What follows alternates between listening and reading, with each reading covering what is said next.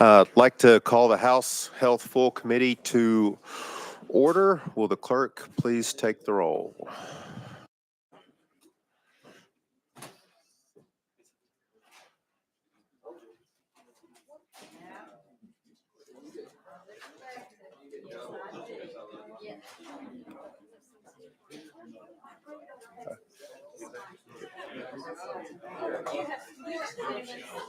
Okay.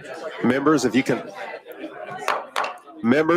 log in so we can take the roll.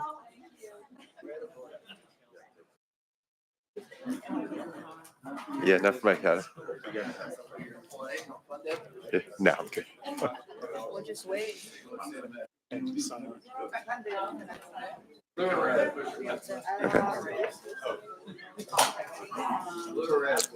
You're recognized. Clerk, you're recognized.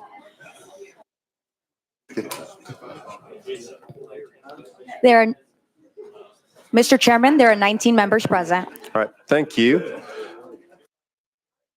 All right, we have a quorum, and before we get started with our agenda, do any of the members have any personal orders? Leader Hicks, you're recognized. Thank you, Mr. Chairman. I'd like to introduce the doctor of the day, Dr. Alan Collier, and his lovely wife are here from Washington County and Johnson City, so welcome today. Thank you, Mr. Chairman. All right, thank you, and Chairman Williams. Thank you. Thank you, Chairman. I'd like to commend John Ray Clemens for providing some healthy snacks for, since this is Health Committee, healthy snacks for the members today. I'm enjoying a Fun Dip from him. Thank you. We may have an amendment coming to us next week to fix that. So, any more personal orders? Chairman Chair Lady Carringer. I just had to add on to what Chairman Williams said. So you didn't get a box of sweet tarts with your Fun Dip? Yeah. So there you go. Yeah. Okay. All right. Thank you. And before we get started with today's agenda, I do have a personal note that I would like to discuss in a minute. Take a moment of silence. My anesthesia group lost a CRNA this past weekend. Name was Tim Harper, and it was sudden and it was unexpected, and he passed away too young. He practiced with us over the last 3 decades, took care of thousands of patients, and he helped in the delivery of thousands of babies. He spent a lot of time up in the OB department putting in epidurals and doing C-sections. And in fact, he helped our own, my own legislative assistant, Megan Dix, when she delivered. His family is going to be obviously mourning, and our anesthesia family is mourning his loss. So if you guys could have a moment of silence for Tim Harper and his wife, Lauren, his daughter, Kat, and his son, Samuel. So a moment of silence, please. Thank you. All right. I'm a little choked up here, so bear with me a second. We have a calendar today, and so we will get into our calendar. First item is House Bill 105 by Leader Lamberth. I believe Chair Lady Carringer is carrying the bill. Chair Lady Carringer, you're recognized. You have a motion and a second. Thank you, Mr. Chairman. Yes, so House Bill 105 is an administration bill brought by the Department of Human Services. This legislation allows all child care agencies regulated by the Department of Human Services to be eligible to participate in the Child Care Improvement Fund pilot for the last year. This legislation originally established the fund for only nonprofit agencies. So with this legislation, it would not require additional state funding, and it is the last year of the pilot program. And the department is here to speak if anyone has any questions. All right. Do we have any questions for the sponsor of the bill? Okay, question has been called on the bill. Will the clerk please open the vote? All those in favor of House Bill 105 moving on or to calendar and rules, vote aye. Those opposed, vote no. Has every member voted? Does any member wish to change their vote? Madam Clerk, please take the vote. Mr. Chairman, there's 22 ayes and 0 nays. All right, thank you. Bill passes. Bill goes on to calendar and rules. Thank you, Chairman and Committee. And that brings us to item number 2, House Bill 107 by Leader Lamberth, I believe is being carried by Chairman Hawk. Chairman Hawk, you are recognized. Thank you, Mr. Chairman, members. House Bill 107 removes additional state regulations that we had placed upon TANF customers' personal responsibility plans. The bill will now match what the federal government requires, including paying child support obligations as well as work requirements. This is going to help streamline government and get these folks into the workforce more quickly, Mr. Chairman and members. All right. Question has been called. That was quick. All right. Madam Clerk, please open the vote. Okay. All those in favor of House Bill 107 moving on to calendar rules, vote aye. Those opposed, vote no. Has every member voted? Does any member wish to change their vote? All right. Okay. Madam Clerk, please take the vote. Mr. Chairman, there's 21 ayes and 0 noes. All right. Thank you. The bill passes. Bill will go on to calendar rules. House Bill 107 to calendar rules. Thank you, Chairman. All right, thank you. That brings us to item number 3. That is House Bill 325 by Chairman Bolso. You have a motion and a second. You are recognized, and I believe this has an amendment that is traveling with it that we do not need to attach. Okay? That is correct. Thank Okay. you, You are recognized. Mr. Chairman. Good afternoon, members. This is a bill that seeks to designate March 12 on Tennessee's calendar as Father Charles Strobel Day. Many of you, no doubt, know of Father Charles Strobel.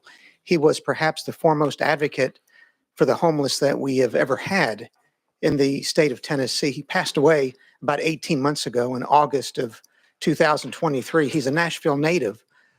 He was a student here at Father Ryan High School, ultimately became a Catholic priest in the Diocese of Nashville, but he's most known for something that happened in 1985.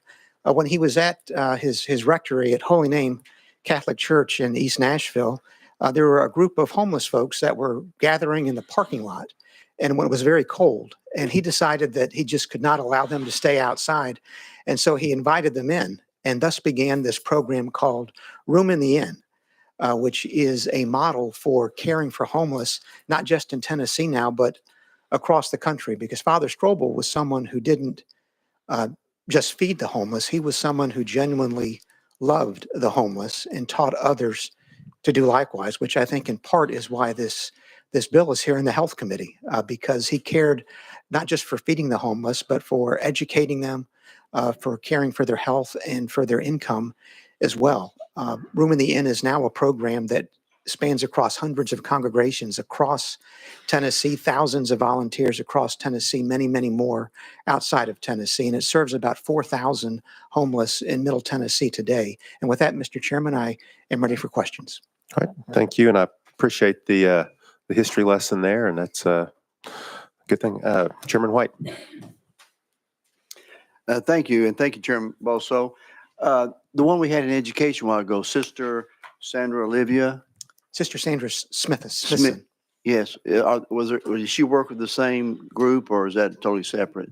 Completely separate. Completely separate. Okay. Thank you. Okay. Any further questions for the sponsor? All right. Seeing none, we're ready to vote. Madam Clerk, please open the vote. All those in favor of House Bill 325 moving on to calendar and rules, vote aye. Those opposed, vote no. Has every member voted? Does any member wish to change their vote? Okay.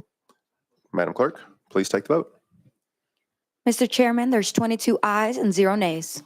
All right. Thank you. House Bill 325 passes and moves on to calendar and rules. Thank you, Mr. Chair. All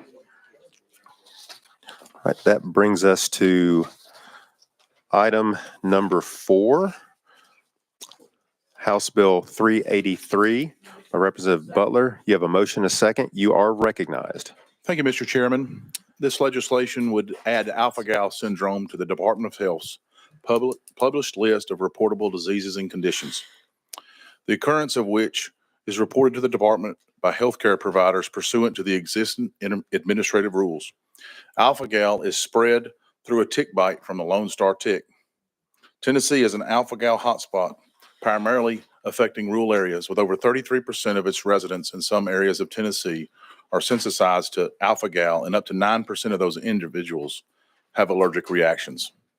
Being sensitized to alpha-gal means that a person has a severe and potentially life-threatening allergy to a carbohydrate molecule called glucose alpha-1,3, which is found in most red meat products. One Tennessee clinic found that reactions to alpha-gal were the #1 cause of anaphylactics in adults and adolescents, accounting for a third of the cases, more than all other food allergies combined. Due to the lack of surveillance, the true prevalence of alpha-gal syndrome is largely unknown. Data from a study of military recruits suggests that 10% of the population in Tennessee is likely sensitized to alpha-gal. From this, we can estimate that 0.5% to 1% of the population has alpha-gal syndrome. That is 35 to 70,000 people. The CDC identified as a critical need for state and local health authorities to initiate surveillance and encourages them to do so. With that, Mr. Chairman, I'll be glad to answer any questions. All right. Thank you. And before we go any further, I believe you have somebody here that is to testify. Is that correct? Yes, Mr. Chairman. All right. So without objection, let's go out of session and have Jody Zorsch come up and testify. So we are out of session.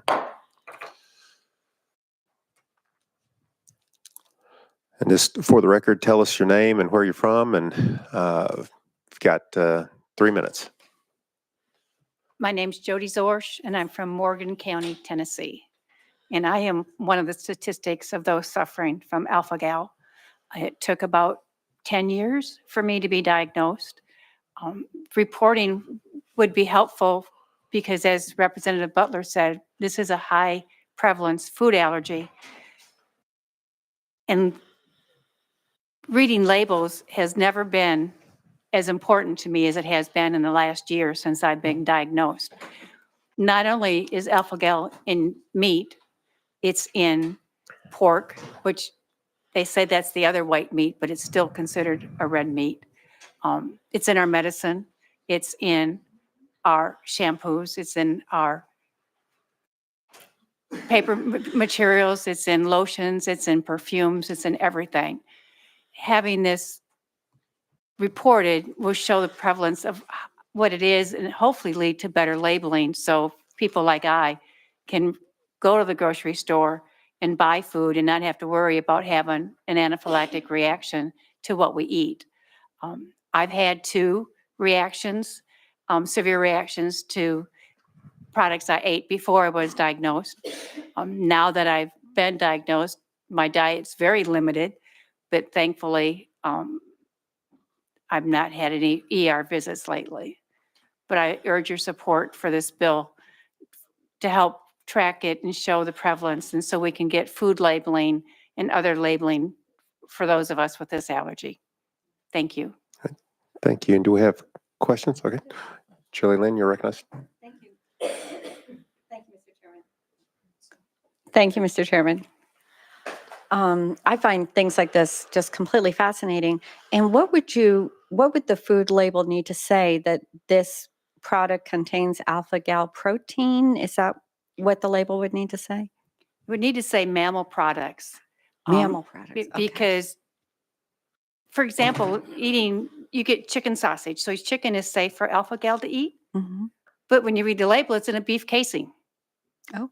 So that makes an allergic reaction. Same with with a lot of turkey sausage. So mammal products and byproducts would be important. Thank you. That is fascinating. Thank you, Mr. Chairman.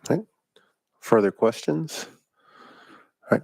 While we're out of session, I do want to commend you for coming up. You came up in our subcommittee, and this is something that obviously you're passionate about, and for the members here, it's something that's for me being an anesthesiologist and seeing patients, I'm starting to see this more at the hospital, and there are medicines that you can have these reactions if you do have alpha-gal, so it's important for patients to tell their physicians that, but this is something, obviously I've signed on to the bill, so it's something I do think that from a reporting standpoint that we need to do, because prevention is the key in this. If we can find where those sources are coming from and figure out, give warnings and this, that, and the other for that and prevent that, then we're going to help patients down the line and just our constituents. So thank you for coming. Thank you. All right. Without objection, we will go back into session. Brett Butler, you are recognized. Thank you, Mr. Chairman. With that, I would just ask your support of this legislation. Chairman White, you're recognized. Just real quick, there's a company in Memphis called US Biologic, and for years they've been working on this. I'm not sure exactly what they are. They take a hard granular, looks like dog or cat food, the hard food that you may buy in a bag, and they do this at the Agri Center in Memphis, and they coat it with this antibiotic, and then you spread that out in the fields and the farmlands, and it breaks the cycle between the tick bite on the whatever particular animal. And so they've been working that for years, and so that might be one thing. If we get enough of it out there, it would help on things like this. US Biologic. Thank you, Mr. Chairman, for those comments. All right. Thank you. Any further questions for the sponsor? All right. Seeing none, without objection, we will vote. Madam Clerk, please open the vote.